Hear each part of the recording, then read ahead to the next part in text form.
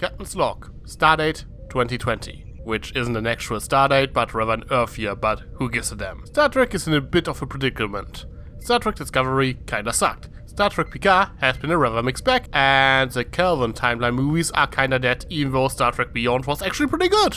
And don't let me get into all the conspiracy theories and nerds that complain about how Star Trek was ruined by an SJW agenda. Silver lining, it's still better than the shit show the Star Wars fandom has to deal with. I mean, have you seen The Rise of Skywalker? Anyway, a new Star Trek show premiered, Star Trek Lower Decks. A comedic take on the Star Trek franchise in form of an adult cartoon. Is it worthwhile or just another disappointment? Also, where the fuck is my crew? Anyway, let's engage.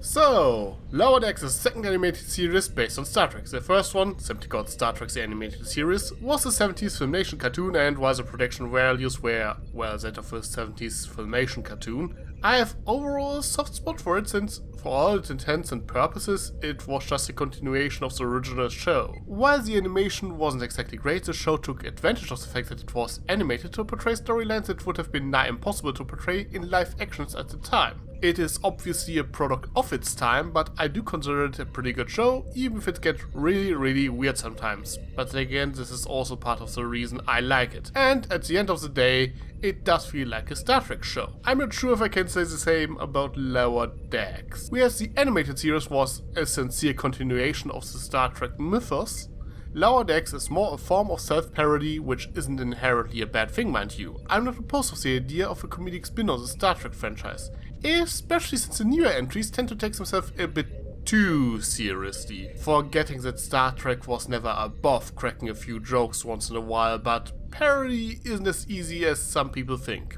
Well, but before we go into detail, I would like to discuss what I actually liked about the show, because it did get a few things right Discovery and Picard had been struggling with. First of all, the show doesn't try to reinvent the wheel. The aesthetic of the show is very much rooted in the TNG era of Star Trek. While it surely isn't the main issue with modern Trek, it always tries to modernize the look of the franchise and the technology, trying to make it more advanced than it should be. While it is somewhat excusable in Star Trek Picard since it takes place further in the future than any other Trek show we had so far, it was quite headache-inducing in Discovery when everything seems to be far more advanced than what we have seen in TNG when it sets before the original series. And of course, both shows kinda dropped the ball and basically turned technobabble into magic. This show might fall into the same trap later on, but my point is the show looks the part. The ship looks very much like a slightly more advanced TNG-era ship, which is fitting since it plays a couple of years after Nemesis, and they went back to using classic sound effects and whatnot. And besides the visual design, the animation quality is also pretty good. I can understand that the character designs are a bit of a sticking point for some, since they look very much like every other adult cartoon. Besides the uniforms, they would very much fit into an episode of Rick and Morty or Final Space. Considering that the creator of the show, Mike McMahon, worked on Rick and Morty, that's probably not a surprise, but I don't really mind it. Also, I do rather like the opening, which is rather reminiscent of TNG and Voyager,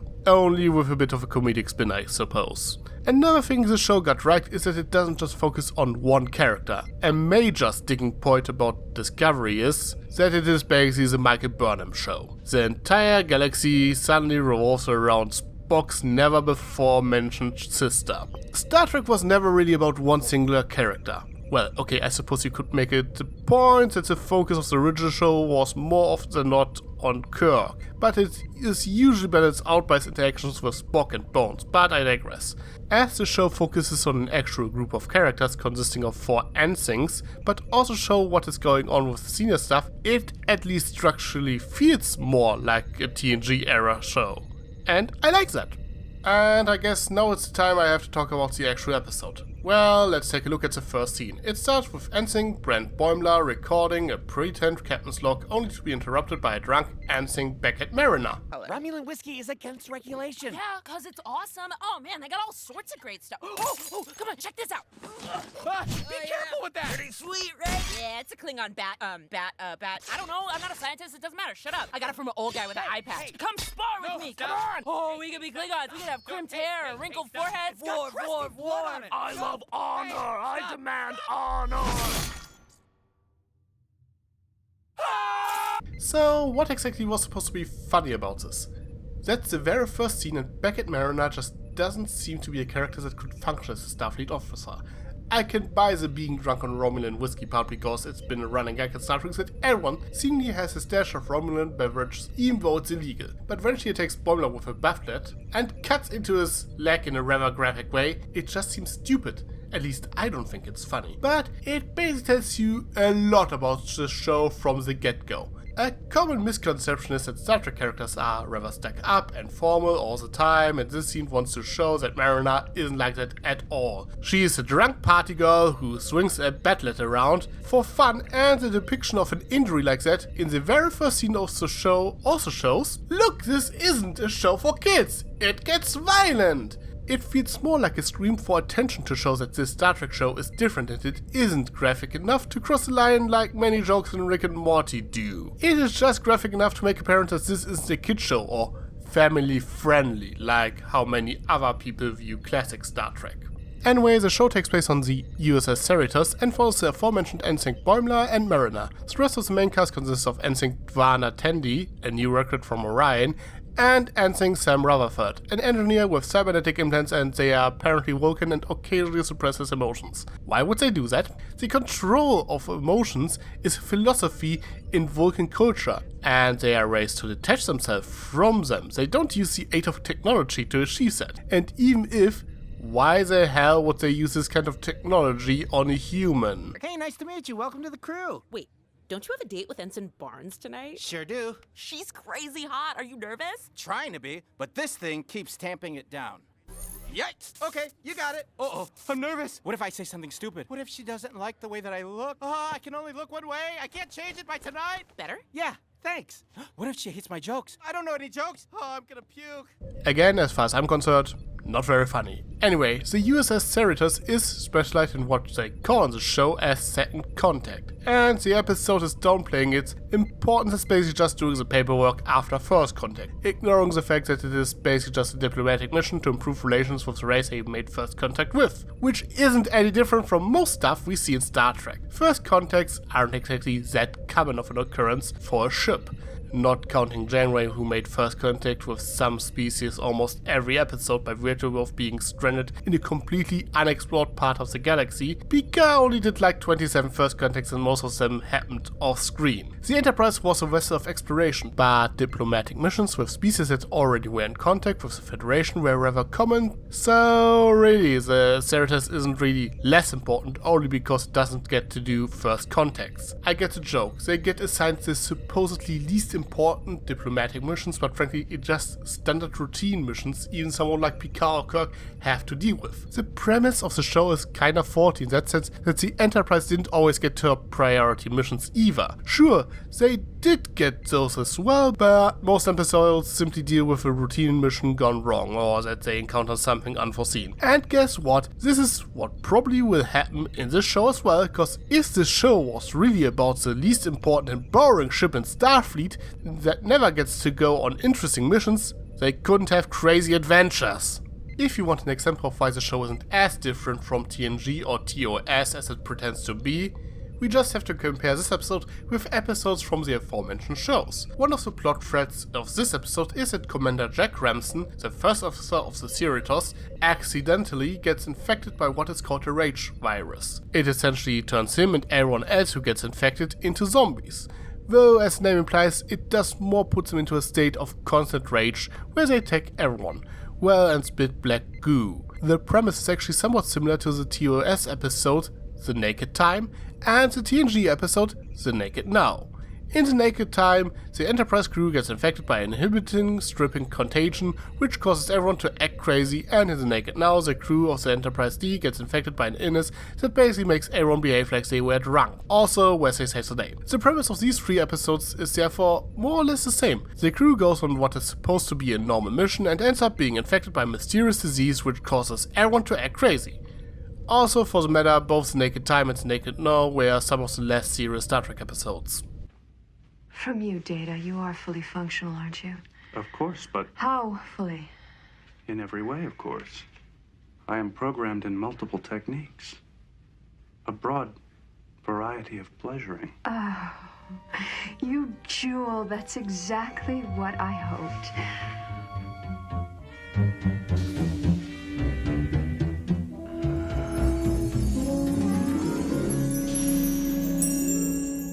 Yes, it only took 3 episodes for Data the android to get laid. That being said, it's not exactly that great of an episode. I love TNG, but I gotta admit, season 1 wasn't that great. Anyway, what we see here in Lower Decks is basically the same thing, only more extreme, which for a comedy show is not a bad setup. But in this episode it is basically just a B-plot. As such, the episode doesn't really do anything with that premise, making it feel rather wasted. The A-plot revolves around Boimler and Mariner. Boimler is tasked by the captain of the Cerritos, Captain Carol Freeman, to watch Mariner and report if she does anything that violates Starfleet regulations. Which again hardly seems necessary considering that Mariner violates regulations like all the time and doesn't even try to hide it. During the second contact, Boimler sees how Mariner sneaks away with a box. He assumes that she wants to sell weapons to the locals. And actually she is giving them farm equipment, and because Boimler has them all at gunpoint, the farmers try to escape and accidentally let a spider monster loose on them. Mariner prevents Boimler from calling an emergency escape because she thinks they need to capture the spider again, and also doesn't want him to stun it with his phaser because she assumes that the farmers milk the spider and that it would spoil the milk if they were to stun it, completely ignoring that she puts Boimler's and her own life at risk. On a hunch. I don't care that the aliens later confirm that her hunch was true. So she forces him into a risky plan which ends up with him being turned into a literal shoe toy. And fuck that. Let's be level here. Mariner didn't know anything about that spider monster. She had no idea that it would kill him. By all accounts, that plan of hers should have get Boimler killed. Yet the episode treats it like Mariner was right all along. 5 ships, Yeti shoes, I am always right, take them off now! And that's the core issue of the episode. It tells us that Mariner always knows things better. She is more experienced than Boimler, and the idea is that she disregards regulations to help people. That is not necessarily a problem. It is a recurring theme in Star Trek that the crew of a ship has to struggle with regulations that prevents them from helping alien species even if they want to, and you see them going against regulations on several occasions. The problem is her attitude about it. I'm so sorry I made sure that some humble farmers who can't afford to wait for Starfleet bureaucracy to notice them got some help so they didn't have to starve. How did you even know these guys exist? Because I was here for first contact last year on the Keto before I got my ass demoted and transferred to the Cerritos. Well, I didn't know that. Here we go again. A major sticking point with modern Trek is that it wants to deconstruct Starfleet. They did it in the reboot movies, they did it in Discovery, and they did it in Star Trek Picard. This is not exactly anything new. Every Star Trek show dealt with some of the inherent flaws of Starfleet in some capacity, in particular DS9 did it a lot, but the older shows never quite dismissed what Starfleet stands for. Modern Trek, however, tends to paint Starfleet as incompetent at best or corrupt at worst, forcing the main characters to go against it to achieve anything. Mariner's attitude is basically a microcosm of this idea. Starfleet doesn't help people because of all the regulations are in the way. So she goes against regulation to get shit done. Boimler, the idealistic ensign who believes in Starfleet and wants to do things by the book, is portrayed as a bumbling idiot who knows nothing. And in the end, he doesn't report Mariner's transgression because he thinks she has a point. But let's talk about this for a minute. Mariner violates Starfleet regulations to give a couple of farmers some farming equipment, and from what we can tell, not even advanced stuff, just shovel and hoe, which is like the most basic equipment. They might have some extra features, but you can't tell me that this pair of farmers don't have access to some basic farm equipment like shovel and hoe. Moreover, it makes the civilization look rather primitive. If they are that dependent on Starfleet to support their farmers with basic equipment like that. As a reminder, Starfleet is only allowed to make first contact with species that achieve warp drive. That is part of the Prime Directive. There are exceptions when another species already made first contact with them, for example, and stuff, but generally the civilization on this planet should already be rather advanced. And it's not like Mariner is supporting some farmers in a third world country on that planet. The mission was to meet the High Council of that planet, so they are probably close to the capital. And even if we assume that the planet is really a shithole like that, which is not impossible because, for example, Earth was kind of a shithole after World War III, when Cochrane invented warp drive and required the help of Vulcan to get things right. What exactly is Mariner trying to accomplish here? Breaking regulations to help one farmer family? To make a difference, she would need to provide equipment for hundreds of farmers at least. It is understandable that she wants to help, but I take issue with the fact that she is treated as if she is completely in the right to do so. And it's not the only thing. Another thing that bothers me about her, I have thoughts about the senior staff of the crew. No, we're not really elite. We're more like the cool, scrappy underdogs of the ship. You know, we don't wash our hands, we're doing kick flips all the time. But with focus and dedication, you could be Chief Medical Officer someday. Oh, senior officers are overrated. They're always like stressed out and just yelling about directives. It is better down here where the real action is. We've been serving together for a year, and I still don't get why you worship those guys. They're heroes! All they care about is glory. Stuff that could earn them a mention in the history books. They don't really care about us. No way! No, the captain tries her hardest to support all of us. She just doesn't always have time to... Look, I don't have to defend her. You're not going to talk me out of reporting you. Yeah, the generalization here is what rubs me the wrong way. All of a Star Trek show focus on the senior staff of the crew. So what she's essentially saying here is that the stuff we usually like about Star Trek kinda sucks, and the episode is about her to prove that point to Boimler, who agrees with her at the end. I can't just let that go because it's a comedic show. This episode was trying to make a point, and the point is not just to make fun of Star Trek in form of self-parody, it is to show that Star Trek sucks. And just the entire thing feels rather mean-spirited. Maybe this wasn't intentional, and maybe I'm reading too much into it, but that is at least how it feels to me. Oh yeah, there's also this subplot regarding Ensign Tandy being assigned to the ship, but she is kinda just dropped out of the plot and doesn't really do anything, which is kinda weird. Since she is a new recruit and an absolute newbie that serves as an audience surrogate, it would have made more sense if the first episode of the show would have focused on her getting to know the crew, and maybe she should have taken Boimler's role in the story, as the wide-eyed Starfleet idealist. Ensign Rutherford got more focus as the subplot revolved around him dating another Ensign, only for it to not work out, and like this subplot almost works, but it does feel kinda shoehorned in. Well, and then there's of course the reveal at the end that Mariner is actually Captain Freeman's daughter, and that they have a rather strange relationship, only serving on the ship because her father, as Starfleet Admiral, wants her to be on the ship. Not much to say about that yet. Well, I do like Dr. Tiana, I kinda like her snarky attitude, and it is kinda neat that she's a Cation, a species of cat people that was introduced in Star Trek the Animated Series, making it a nice callback. Besides that, I could probably discuss all of the jokes in this episode, but frankly, I simply didn't think that any of them were particularly funny. Especially the idea that the lower ranked crew members don't have their own rooms, but rather have to sleep on a corridor. That's not funny, that's just stupid. Of course they would have their own quarters. At worst, they might have to share them with other crew members, which would work much better. I mean, just make Ensign Tandy Mariner's roommate and you already have an episode that writes itself.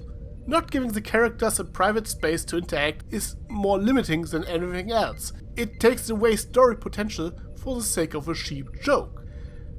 Let's get this over with and wrap things up. Ignoring the visual design, which is pretty good, as I mentioned before, the show doesn't really do anything with the fact that this is a Star Trek series. It looks the part but doesn't feel like it was written as a Star Trek show, but rather a generic sci-fi comedy, which isn't particularly funny because frankly compared to, let's say, Rick and Morty and Fighter Space, the show is too tame. Add to that the show isn't really trying as much to take a normal Star Trek situation to make fun of it, but rather just points at stuff people usually like about Star Trek to say, this sucks. It doesn't feel like the writers understood what they were making fun of. It's a shallow comedy. If I pretend that this is just a generic sci-fi comedy and not a Star Trek show, it just ends up being kinda mediocre. As a Star Trek show, this is just bad. But then again, I try to be open-minded and want to give the show a chance, so I will probably watch the rest of the season and maybe it turns out to be alright after all. But as far as first impressions go, I'm not exactly impressed. But what about you? Did you watch Lower Decks? Did you like it? Anything that bothered you? Let me know in the comments. I am Tricky Fox, and live long and prosper. Sly as a fox, you got me under your spell. But you know I'll never tell that I know you know so well. Sometimes